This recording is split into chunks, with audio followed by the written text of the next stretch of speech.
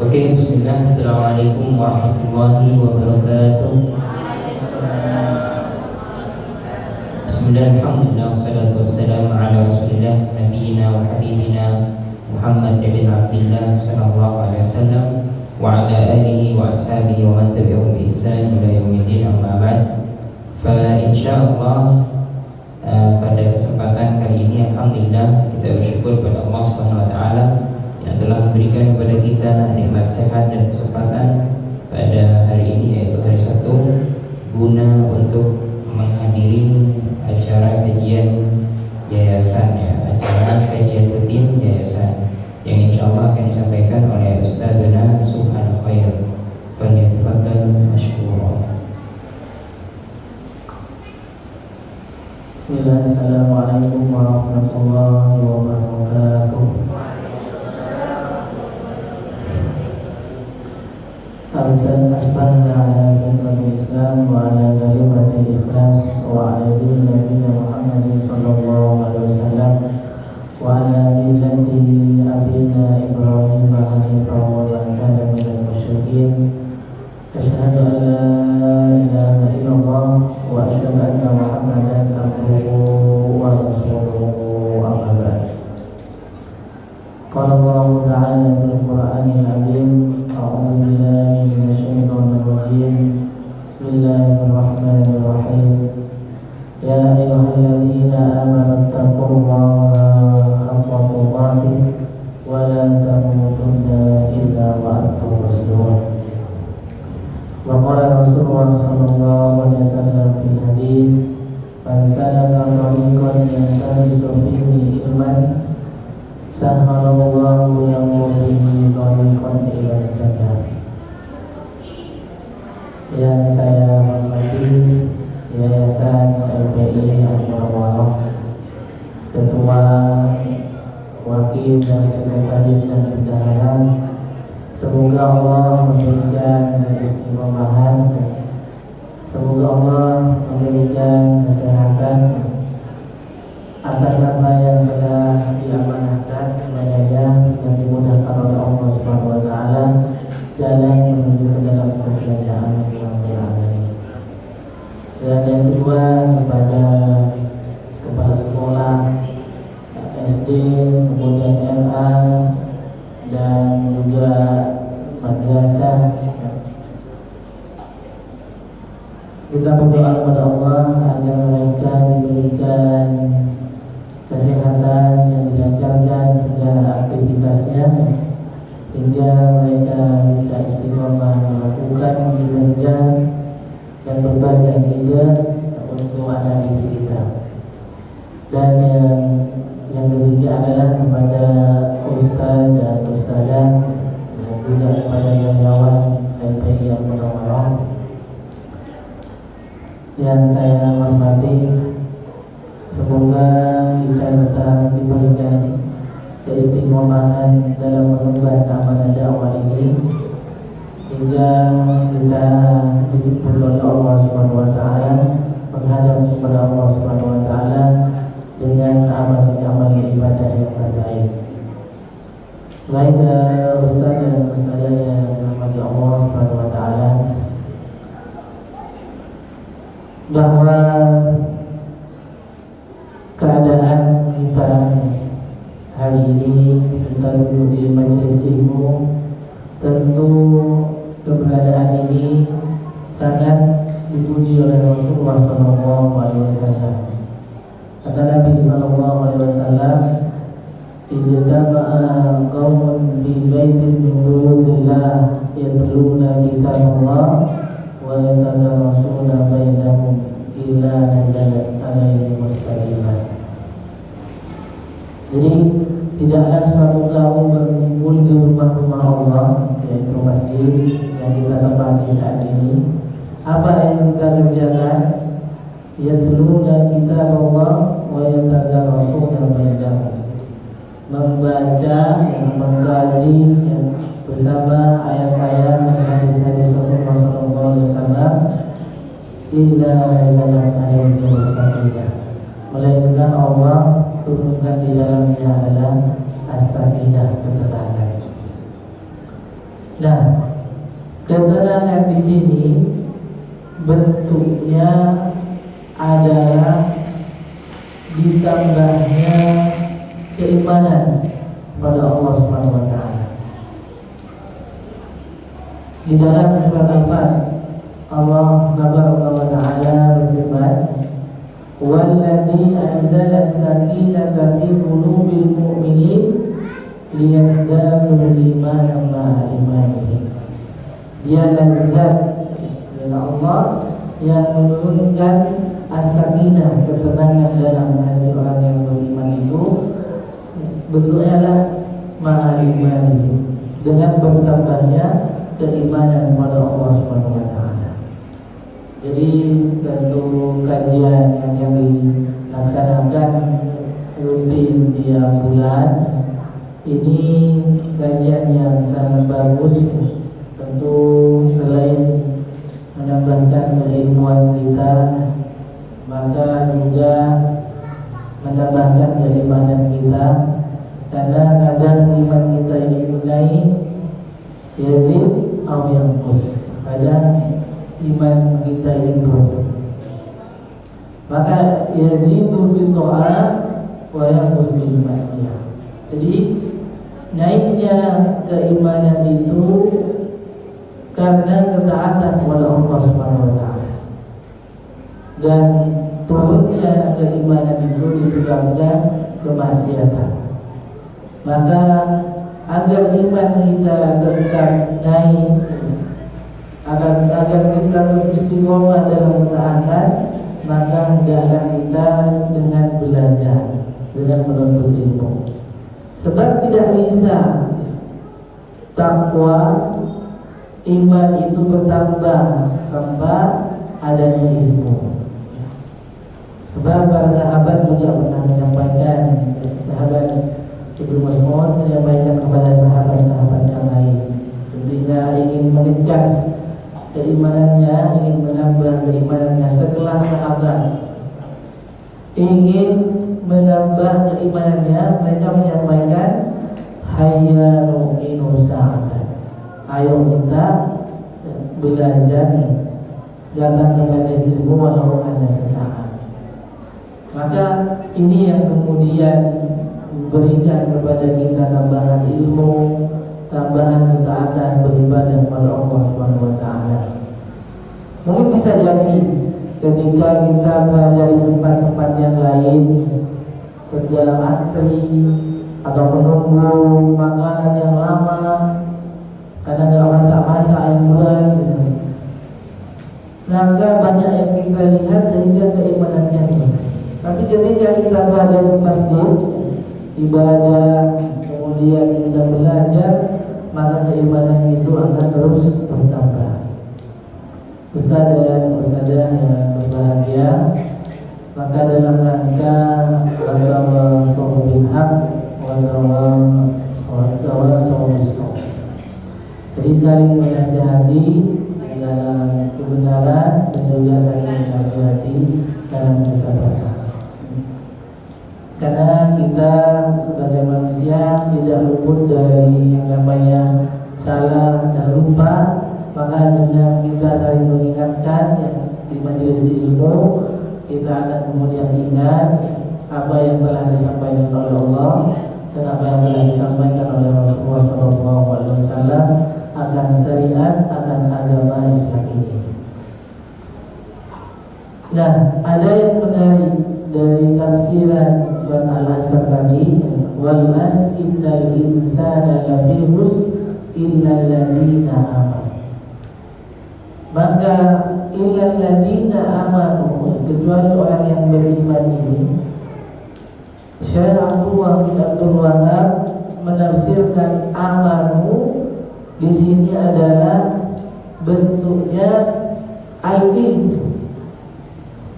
Jadi ketika orang itu mau untuk belajar, ketika orang tersebut siap untuk menuntut ilmu, maka dia sejatinya adalah memperbaiki ideologinya. Dengan siapa dia belajar, maka dia akan mendapatkan pemahaman-pemahaman yang baik. sehingga apa yang dia tidak ketahui dengan belajar kemudian dia mengetahuinya. Baik ustaz dan ustazah yang berbahagia, di tengah-tengah kesibukan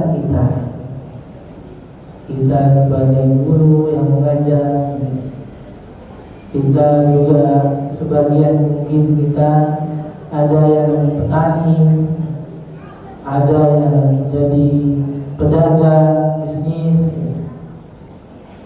ada juga yang menjadi nelayan.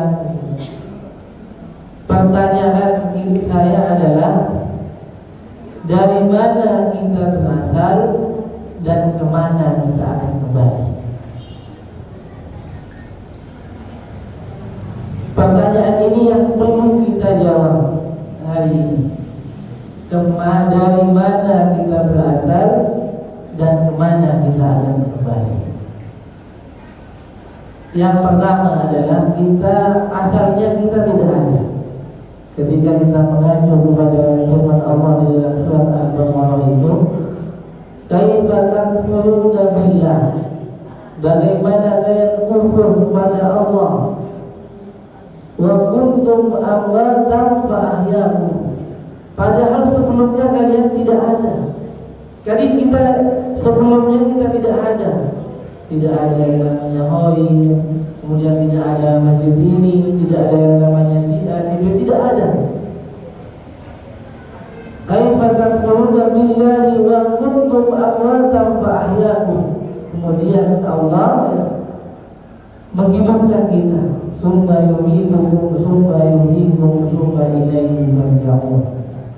Maka dalam ayat ini ada 4 fase kehidupan manusia. Yang pertama adalah alam rahim, alam kandungan, bayi yang sedang dikandung oleh ibunya, dia sedang berada di dalam kandungan, maka sudah ditentukan ajalnya, rezekinya, jodohnya. Dan fase yang kedua adalah fase saat ini yang kita tempati dunia, yang kita tempati, kita bisa beraktivitas, kita bisa mengajar, kita bisa bekerja, kita bisa beribadah, dunia yang kita tempati saat ini. Ini fase yang kedua. Setelah selesai fase yang kedua ini, kita akan masuk kepada fase yang ketiga, yaitu alam barzakh atau alam kuburan. Maka alam barzakh ini pembatas antara dunia dengan akhirat. Dia tidak masuk, tidak kembali ke dunia, dan dia tidak melanjutkan perjalanan ke akhirat. Dia berada di alam barzakh. Maka ketika dia berada di alam barzakh, ia menghadapi 2 keadaan. Yang pertama, dia akan mendapatkan nikmat kubur, dan yang kedua dia akan mendapat azab kubur, hingga sampai datangnya hari kiamat. Jadi yang sudah meninggal itu yang ditunggu adalah datangnya hari kiamat. Maka saat menunggu itu datangnya hari kiamat, dia hanya dapat 2 keadaan. Atau dia mendapatkan nikmat, atau dia akan mendapatkan siksa kubur. Yang menentukan nikmat dan siksaan kuburnya itu sesuai amal yang ia lakukan selama di dunia. Yang terakhir adalah fase akhirat, yaitu fa'idza ja'ahu shakhah, ketika trompet pertama mampu menghancurkannya semuanya, dan yang kedua adalah bisa membangkitkan, kita dibangkitkan dan digiring kepada mahsyar. Maka di padang mahsyar ini kita akan ditimbang, akan dihisab amal-amal kita. Maka hari pada saat itu Katanya ayat adalah ka'alfi sanatin mimma ta'udun, yaitu sehari di akhirat seperti 1000 hari di dunia. Bayangkan saudara-saudara bahwa kelak kita berada di padang mahsyar itu sehari di sana seperti 1000 hari di dunia. Kalau saat ini berat kita ada yang usianya 60, 70, berapa jam dia kalau dibandingkan dengan di sana? Kalau saya sendiri umurnya baru 30. Jadi kalau ada di sana paling berapa detik atau menit itu panjang antrian di padang mahsyar. Dan keadaan kita tidak memakai baju di tengah-tengah matahari yang panas, tidak memakai baju. Nah, kemudian apa ada syahwat antara laki-laki dan perempuan? Ini pernah ditanyakan oleh Aisyah radhiyallahu anha kepada Nabi, kepada Rasulullah SAW. Maka Aisyah menyampaikan, apakah di situ tidak ada syahwat di Rasulullah antara laki-laki dan perempuan, sedangkan tidak memakai baju, tidak memakai kain penutup? Maka Nabi menyampaikan, di situ tidak lagi memikirkan syahwat laki-laki perempuan. Yang dipikirkan adalah nasibnya, apa yang harus dipertanggungjawabkan terhadap amalnya. Jadi selama ini kita di dunia ini yang hanya memikirkan tersebut, tapi kelak kita di akhirat itu akan sibuk dengan amal kita masing-masing. Kelak ketika kita berada di padang mahsyar. Makanya setelah itu ada tempat persinggahan yang selanjutnya adalah yaitu ada di Sirat, di mana Sirat ini yang terbentang di atas neraka jahanam di Sirat. Maka ada yang kemudian berangkat, ada yang kemudian tengah berjalan, ada yang kemudian terjatuh ke dalam neraka jahanam, licin, panjang Sirat yang dilaluinya. Maka yang menentukan tersebut adalah amal-amal kita. Oleh karenanya para sahabat saat ia melihat kuburan saja mereka menangis, seperti sahabat Utsman bin Affan. Kata para sahabat yang lain, kenapa kamu menangis? Maka kata sahabat Utsman bin Affan, kuburan ini yang pertama, tempat singgah pertama, ketika kita selamat di kuburan ini, maka kita perjalanan selanjutnya akan selamat. Tapi ketika kita berada di kuburan ini tidak selamat, maka perjalanan selanjutnya kita akan mendapatkan sisa. Maka ini yang benar. Padahal sekelas sahabat, mereka sudah mendapatkan jaminan surga, masuk surga tanpa hisab. Ada 10 sahabat yang akan masuk surga tanpa hisab, di antaranya adalah sahabat Utsman bin Affan. Menangis, bagaimana dengan kita yang surga masih belum jelas, kemudian dosa-dosanya masih belum diampuni, kemudian kita masih lalai untuk beribadah, untuk bertaubat kepada Allah Subhanahu wa taala. Maka dia akan mendapatkan apa yang dia lakukan sesuai amal yang dia lakukan selama di dunia. Baik ustaz-ustaz yang saya hormati, maka saat kita menjalani kehidupan di dunia ini, maka amal kebaikan yang kita lakukan, amal keburukan yang kita lakukan akan dicatat oleh Allah Subhanahu wa taala. Dan tidak hanya mencatat apa yang kita lakukan sendiri, namun dampak kepada orang lain. Ketika amal kebaikan itu diikuti oleh orang lain, maka kita akan mendapatkan kebaikan Namun sebaliknya, ketika kita melakukan amal keburukan, maka kita akan mendapatkan keburukan tersebut disebabkan apa yang telah sampaikan kepada orang lain. Ini Allah sebutkan di dalam surat Yasin, inna nahnu nuhyil mauta wa naktubu ma qaddamu wa atharahum wa kulla syai'in ahsaynahu fi imamin mubin. Kata Allah Subhanahu wa taala di dalam ayat ini, inna nahnu nuhyil mauta, sesungguhnya kami menghidupkan yang sudah mati. Tidak ada yang bisa menghidupkan orang yang sudah mati melainkan Allah Subhanahu wa taala. Wa naktubu ma qaddamu wa atharahum, dan ditulis, Allah menulis, mencatat jejak langkah kaki selama ia di dunia, apa yang ia lakukan selama di dunia. Wa kulla syai'in ahsaynahu fi imamin mubin.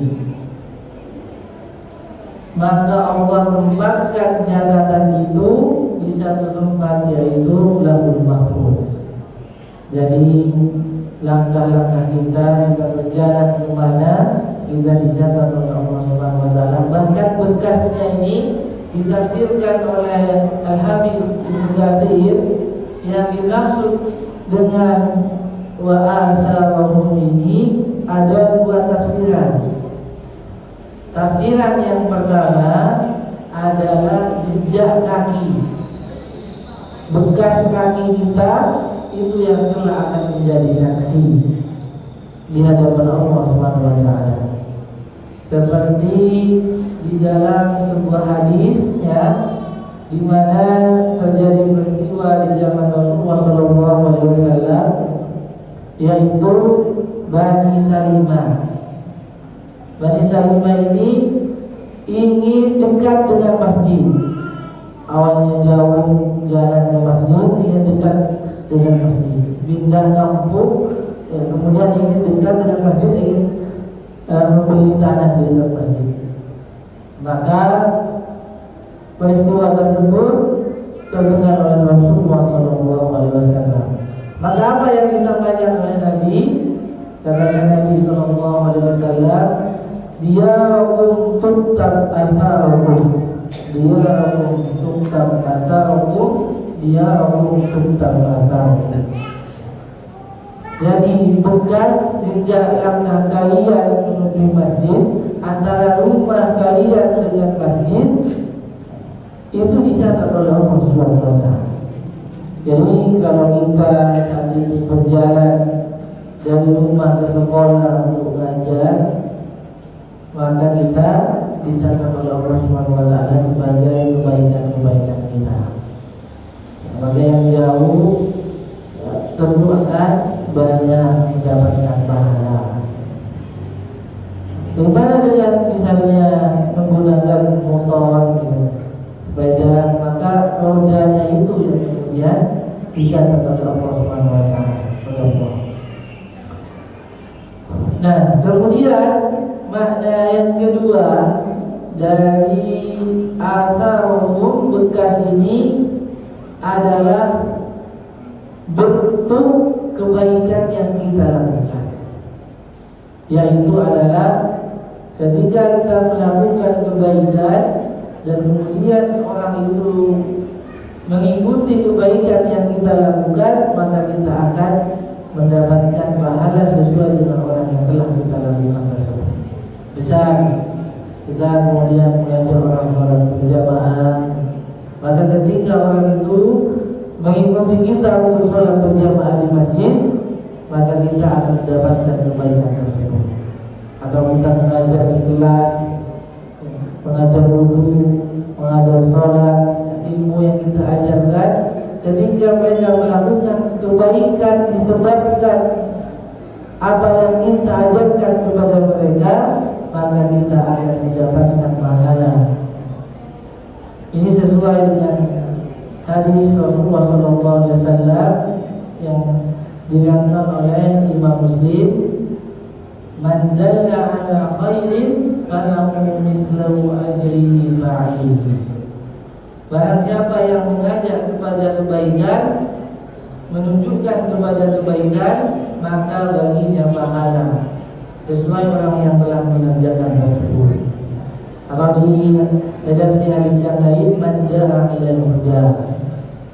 Nah, dengan adanya alat HP, status yang kita sering upload dan sebagainya, maka hati-hati. Kalau itu kebaikan, misalnya kita sedang menyampaikan ilmu kepada mereka kebaikan, maka kita akan mendapatkan pahala. Namun saat ini banyak yang status, yang mengubah aurat, misalnya, yang kemudian orang itu mengikuti keburukan kita, bukan amal jariah yang kita dapatkan, tapi dosa jariah. Ada yang kemudian selfie, lupa tidak pakai jilbab, senang-senang dia nyanyi dengan musiknya, joget-joget. Ini diikuti. Yang kita pikirkan adalah apakah bisa dihapus kelak apa yang kita lakukan. Misalnya orang yang sudah meninggal, kemudian videonya atau apa yang ia upload di internet itu tetap ditonton oleh orang lain. Ini menjadi dosa jariah. Maka kita upaya setiap kebaikan yang kita lakukan cepat untuk kita segera menghapusnya.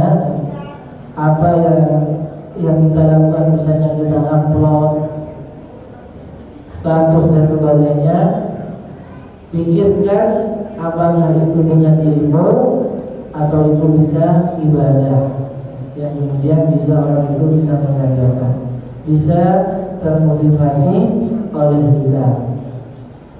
Kemudian kita pernah berpikir siapa orang yang terus mendapatkan aliran pahala walaupun jasadnya sudah tidak ada, yaitu Nabiullah Muhammad SAW. Jadi walaupun jasadnya sudah tidak ada, maka mendapatkan aliran pahala dari umatnya. Apa yang beliau sampaikan melalui hadis-hadisnya, keteladanan akhlaknya yang baik, maka setiap orang yang mengkaji hadis tersebut, mengamalkan ajarannya, maka mengalir kepada Rasulullah SAW. Nah, ini disebutkan di dalam surat Al-Qalam ayat 3, wa inna laka la ajran ghairu mamnun. Dan sesungguhnya engkau Muhammad pasti mendapatkan pahala yang besar yang tidak putus-putusnya. Ghairu mamnun, tetap mengalir pahalanya. Karena hidupnya Nabi SAW adalah perjuangan dakwah yang beliau sampaikan, sehingga ketika sudah tidak ada, maka beliau akan mendapatkan aliran pahala. Ustaz dan ustazah yang saya hormati, ada yang pernah disampaikan, yaitu harimau kalau mati yang ditinggalkan apanya? Belangnya, bulunya, sebagai lambang penjagaan. Kalau gajah mati, apanya? Gadingnya yang tetap bertahan. Kalau manusia mati, fisiknya sudah tidak ada, apanya yang tetap mengalir? Amal dan karyanya. Maka amal di sini ada amal muta'addi, maka ada amal qasir.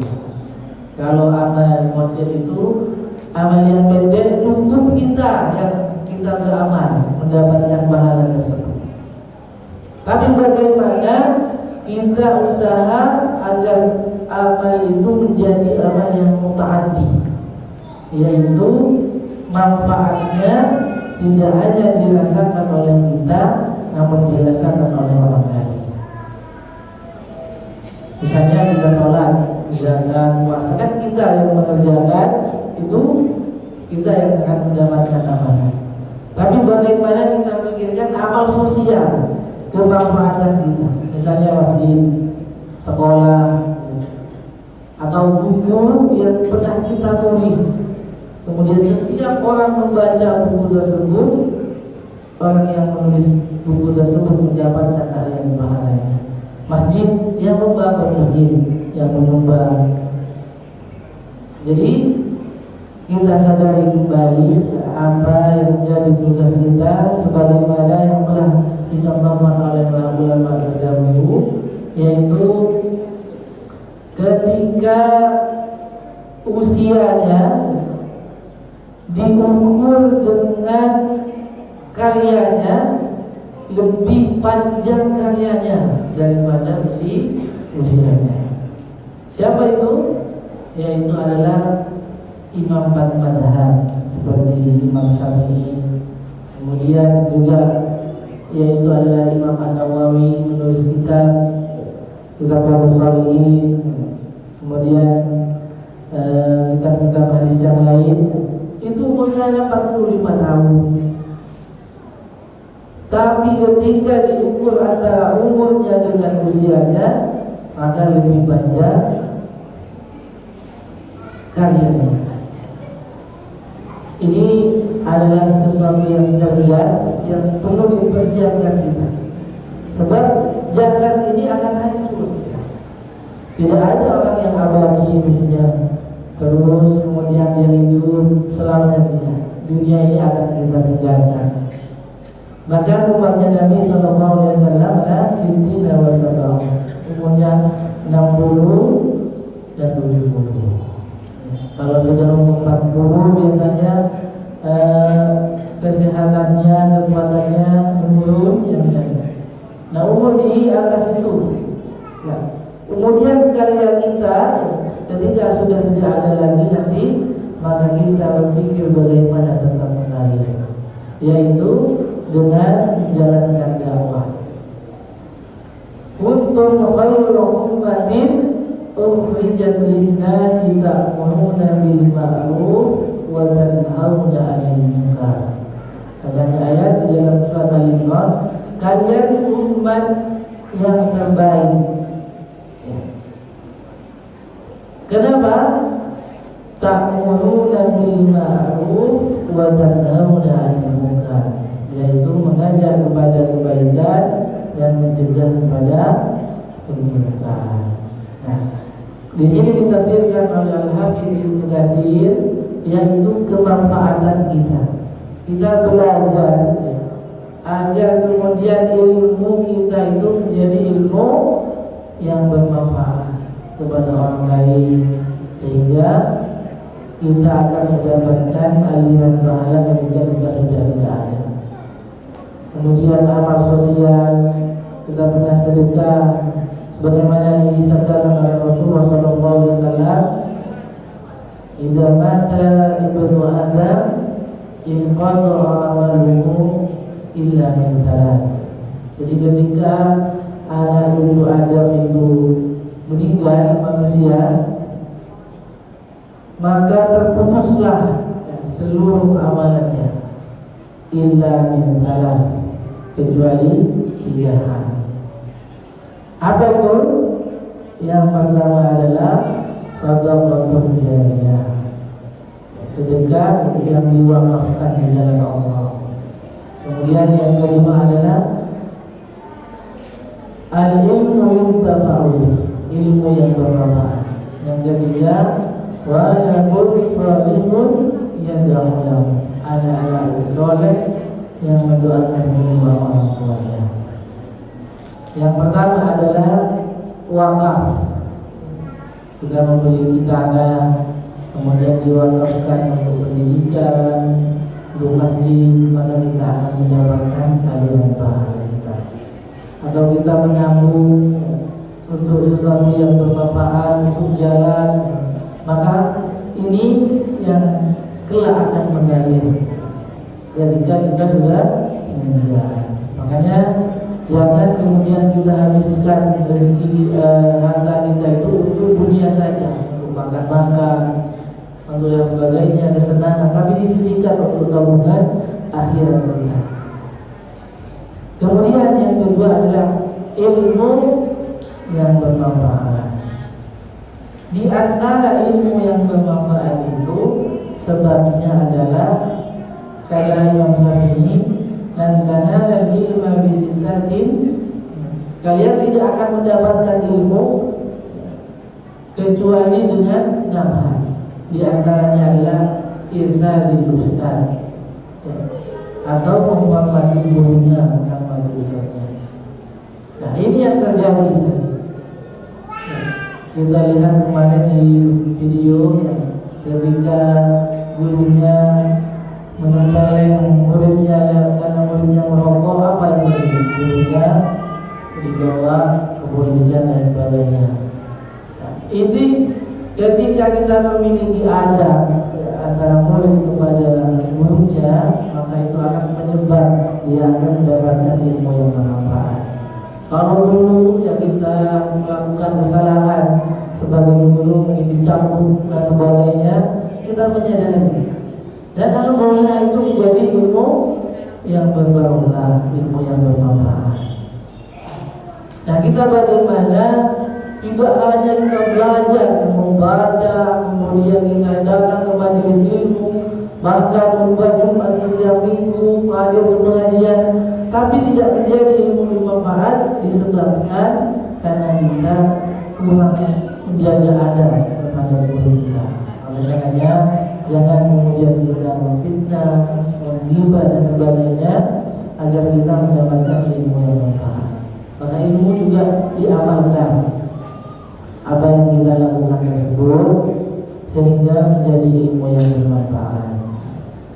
Yang terakhir itu adalah waladun sholihun yad'ulah, anak-anak yang soleh, yang soleha, yang mendoakan kedua orang tuanya. Gimana mau jadi anak yang soleh atau soleha kalau orang tuanya tidak usaha datang ke majelis ilmu, atau anaknya diajar untuk mengaji, untuk sholat? Saya sering bertanya, orang tua dia mengajak untuk joget-joget, sedang anaknya menghafal lagu-lagu. Harusnya anaknya itu sibuk orang tuanya mengajarkan Al-Quran, sehingga apa yang ia ucapkan mendapatkan aliran pahala dari sana. Itu yang kemudian kita pikirkan menjadi orang tua, bagaimana anak-anak kita itu yang mereka lakukan mengalir sebagai amalan pahala kepada kedua orang tua. Ini orang tua yang cerdas. Maka di sekolah kita dengan ikhlas, apa yang kita didik dengan kesabaran, walaupun anaknya nakal, kita ikhlas dan sabar, itu kita hanya satu yang kita minta, yaitu semoga mereka menjadi anak yang soleh dan kita mendapatkan aliran pahala. Sebab dunia ini akan kita tinggalkan. Orang yang hanya berlomba-lomba untuk dunia, mengumpulkan harta, maka dia akan menyesal kelak di akhirat. Sebab dia hanya nanti, yaitu balasan terhadap amalan-amalannya yang dia lakukan. Demikian mungkin yang bisa saya sampaikan. Saya tidak merasa di sini berceramah, namun saya sedang ujian. Karena anggap saya ini siswa guru dan ini ustaz dan ustazah yang sedang menguji. Karena banyak kekurangan yang saya miliki, oleh karenanya saling kita memperbaiki dengan saling menasihati, terutama yang masih muda pada yang lebih tua. Agar saya yang fakir ini yang kekurangan ilmu ingin belajar kepada ustaz dan ustazah sekalian. Barangkali ada masukan, silahkan bisa disampaikan.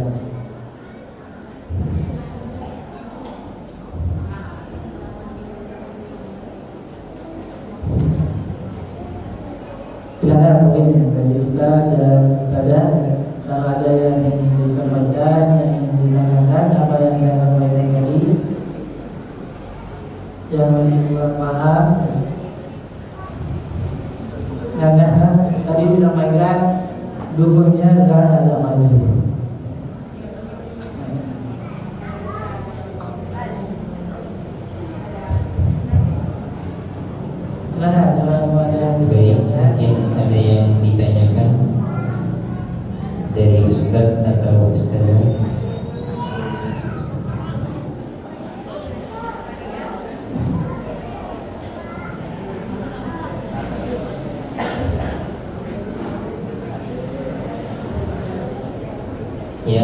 mungkin tidak ada pertanyaan Ustaz. Silakan. Cukup ya, insya Allah bahan